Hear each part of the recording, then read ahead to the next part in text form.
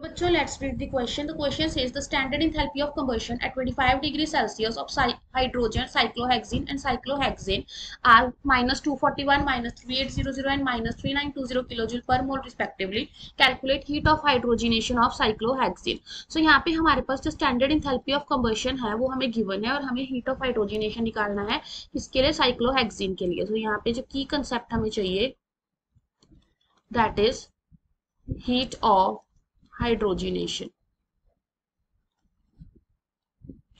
सो यहाँ पे देखो, अगर हम बात करते हैं, ये हमारे पास साइक्लोहेक्सिन है, तो इसकी अगर हम हाइड्रोजिनेशन कर रहे हैं तो हमारे पास क्या बन रहा है, ये इस तरह का डबल बॉन्ड जो है वो रिड्यूस हो जाएगा. सो हमें इसकी जो रिएक्शन की इंथैल्पी है वो हमें निकालनी है, that is heat of hydrogenation.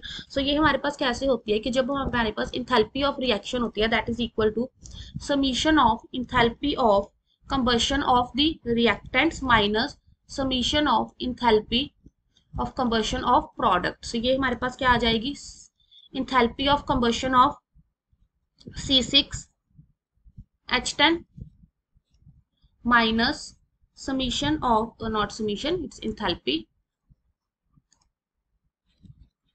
combustion of H2 minus enthalpy of combustion of C6H. So just the values put करेंगे. Here we have minus 3800 minus, so it will be plus here not minus because हमारे पास ये reactant में ही आता है H2, तो ये हमारे पास plus ही होगी वैल्यू. सो यहाँ आ जाएगा माइनस 241 माइनस ऑफ 3920.